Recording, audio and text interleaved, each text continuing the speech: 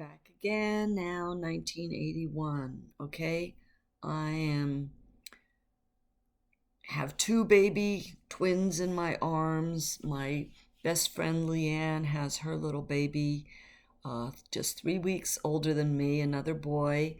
And we would sit around nursing our babies together. Leanne would say, "Pass one over to me." I never let her nurse my babies, even though I should have. I probably really should have. But turns out uh, it was hard for me, and I started feeding them earlier. I never gave Lauren any food until she was 6 months because the breast milk was all she needed. But the little babies, they were premature and they were skinny, and um, I started feeding them at 3 months. I started giving them mashed banana and applesauce and apple juice and rice cereal, um, that kind of stuff, along with the breast milk. And then, started giving them more when they were about 6 months, and then they started really fattening up. Um, so, we all, and the three babies, Leanne's little boy and mine, all three got, uh, in the Protestant church, they call it a dedication. In most Protestant churches. I mean, I think Methodists called it baptism, but many call it, if they do adult baptism by immersion, then they call it a dedication. So we brought our babies together to the little Dulzura Seventh-day Adventist church. The three of us, three babies, got all dedicated to Christ together, and that was very sweet. So then there was we heard about a lady, well, a couple, um, who lived in town, but they had a property out in Dulzura where we lived, and they had a house that just came available for rent, and they did not go to Dulzura Church, but somebody from Dulzura Church told them about our situation, and they rented the house to us. And we were paying 200 at the trailer. This house was 250, and it was nice.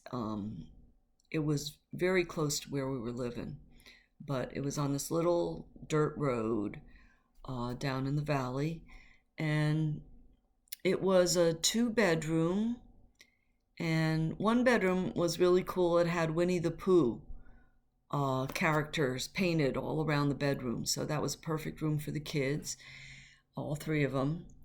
And then there was a back room where we could put a washer.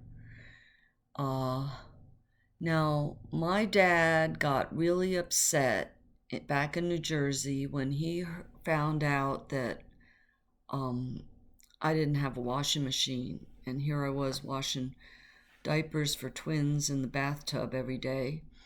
So he sent me money to buy a washing machine, and we did. When we moved to this nice house. It was freshly painted, had brand new carpet, nice big living room with a little area that jutted out that had a window, and we made that into Lauren's bed. Actually, not in the beginning. No, I'm sorry. In the beginning, Lauren slept in the Winnie the Pooh room because the boys were in the cribs, and she had a bed in there. And then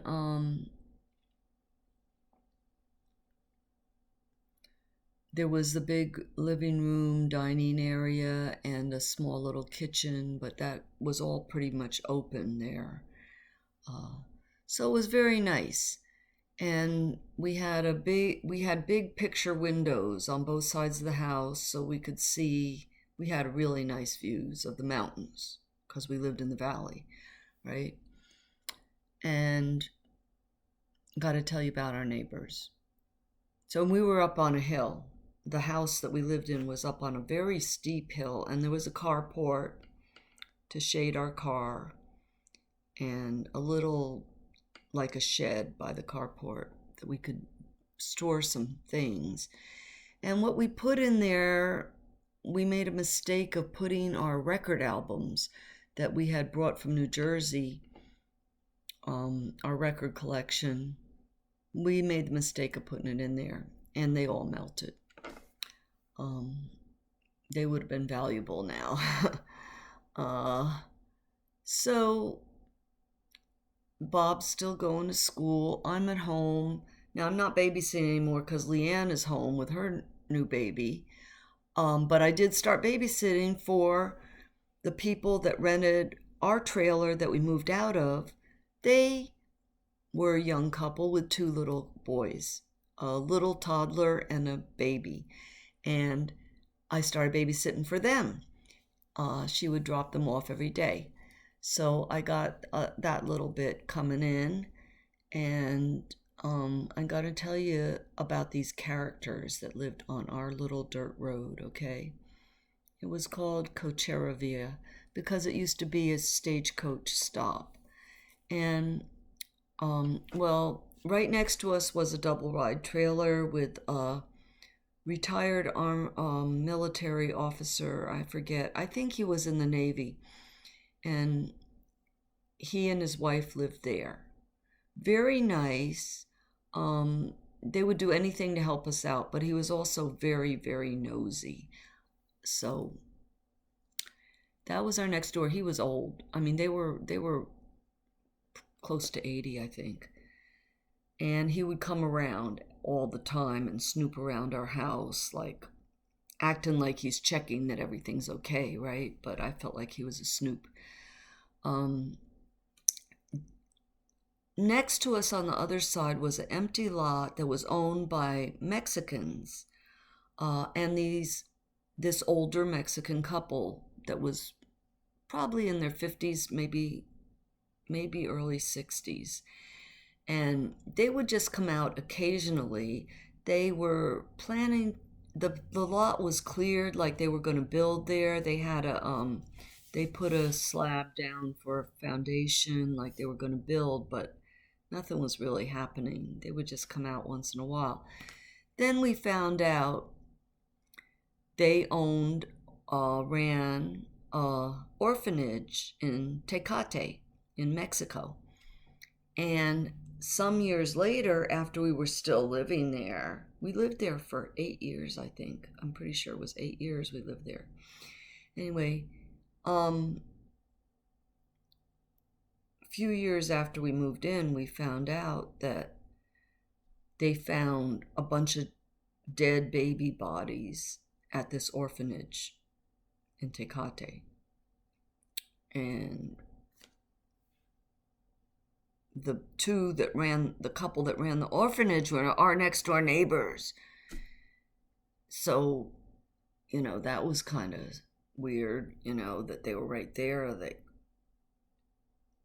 I don't know what they were like. Never talked to them because they really didn't talk English.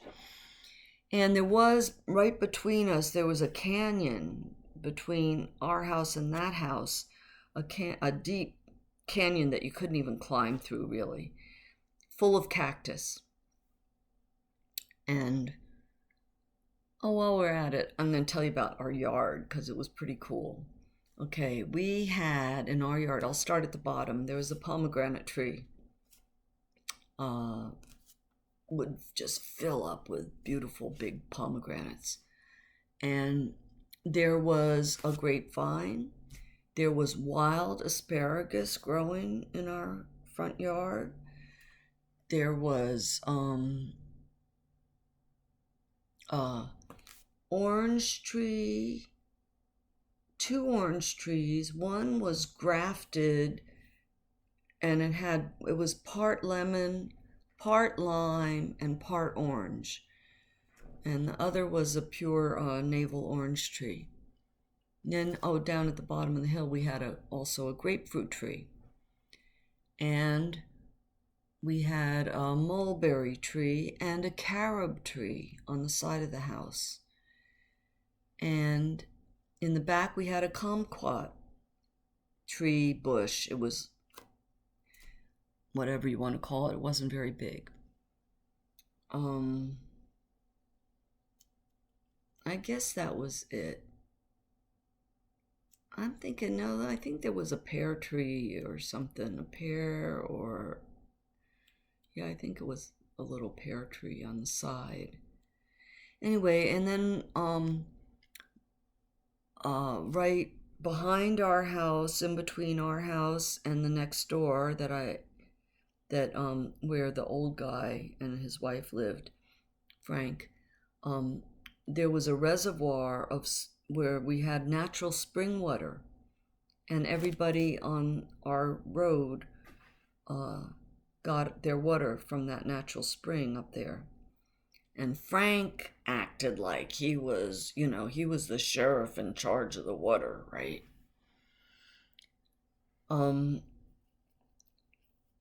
So then, beyond the Mexican couple that owned the lot, there was a Mormon family, young couple with 2 little kids.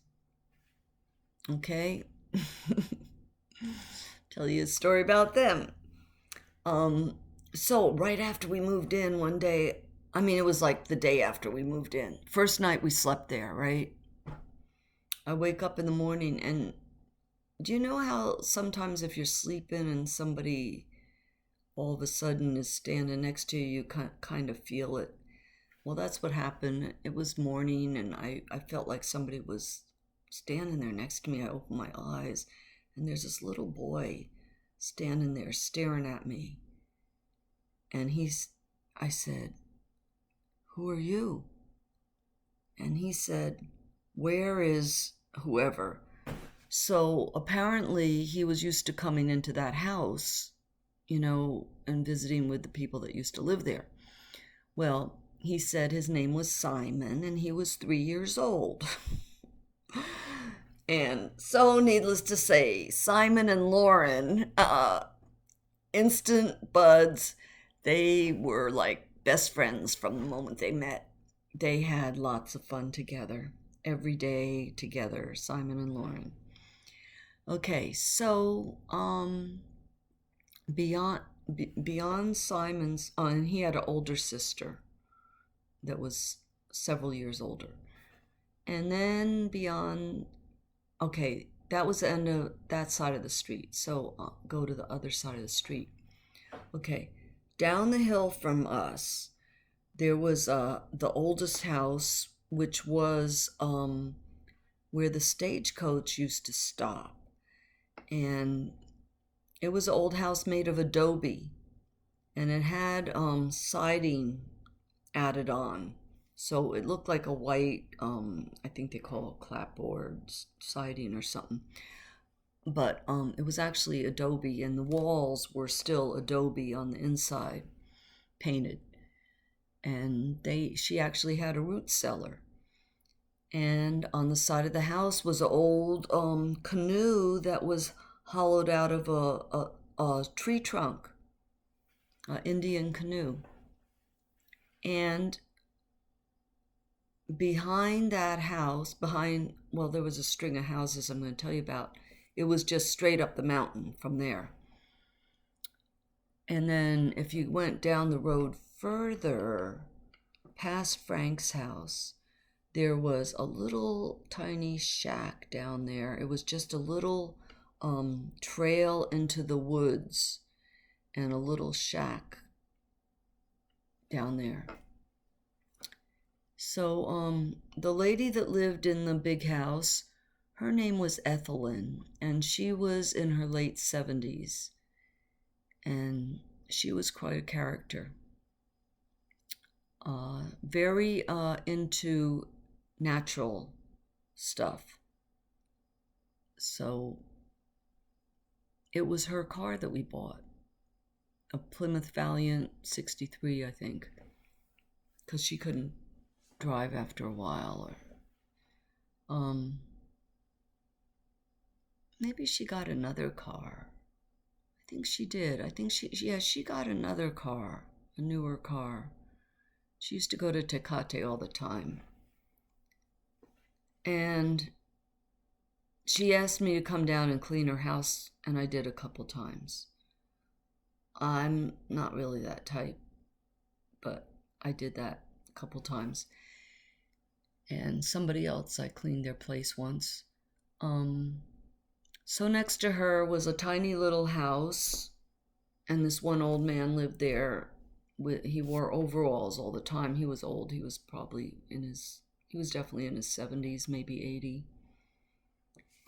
And then past that was another little tiny house, 1 bedroom. And my friend Trisha moved in there with who I told you about, lived with us on the 40 acres in a different place.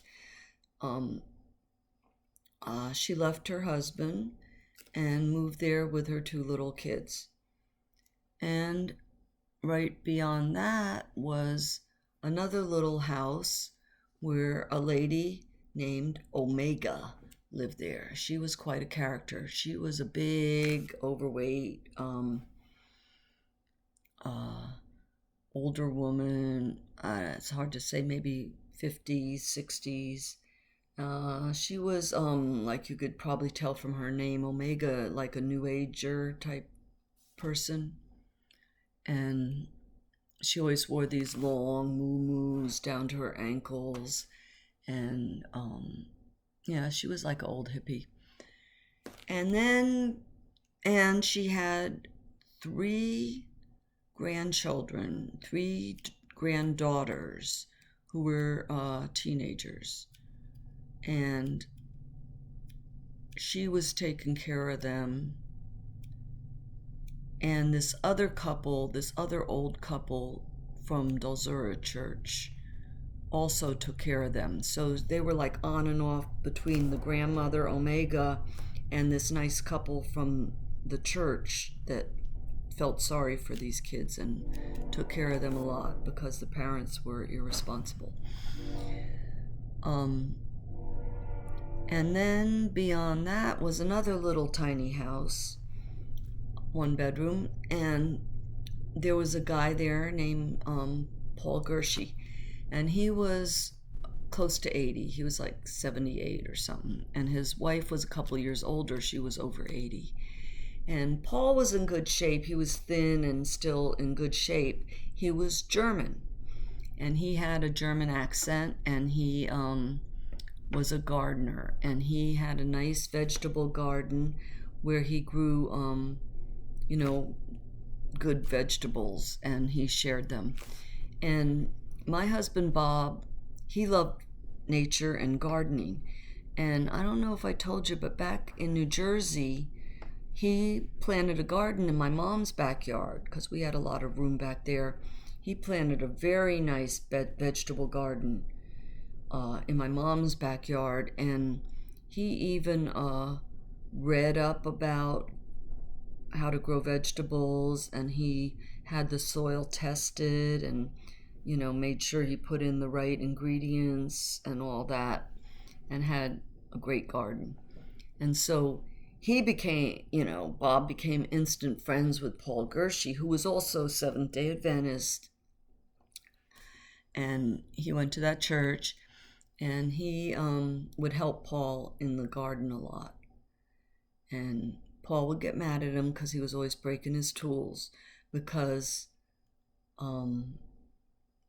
Paul used to say that Bob is very strong and he doesn't know his own strength. Like he would, try to do something and do it too hard and it would break. The handle would break off the shovel or the hoe or whatever. That happened several times. But he was a cool guy. And then beyond that, that was our main street, but there was a turnoff. Like if you came from the highway, which was only like 2 lanes, if you came down from the highway and went straight and past the little road where all of us lived and went straight back, there was another ranch out there, another 20 or 40 acres that was owned by a family called the Vendens. Now, the Vendans were prominent Seventh-day Adventists. I mean, they were very well known in Loma Linda area, which was the big northern California area where big Seventh-day Adventist community was up there. They were musical. They both played piano and organ. Well, I think Shirley played more organ, but they played piano, and they were awesome people. I mean, I loved those people so much. And they had a double wide trailer, a nice one, and they built this other big like a barn that they built to use for different things. And then they had different people come and live on their property. They set up several, at least 3 single wide trailers, and they would have these different transient people come and live there temporary and help them out on the ranch. So that lady, Shirley, and they were cool, they were musicians and they played in the church, but they liked jazz. They were more, they really they would liven up the hymns, make them upbeat and add a little jazz riff or whatever.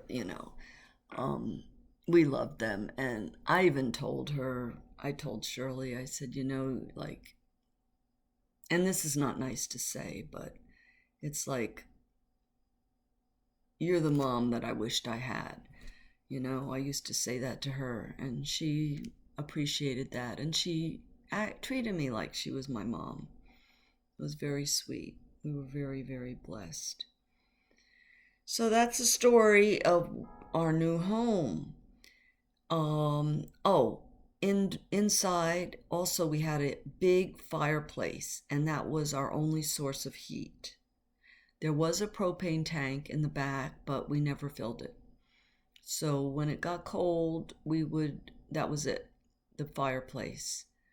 No air conditioning, no swamp cooler either, but we did have a lot of windows, so we would open the windows when it was real hot in the summer, and we would get a good cross breeze, and that was it. Pretty hot though in the summertime. And I will continue later. My time is up. Thanks for watching. More to come, and it will get a little more exciting coming up.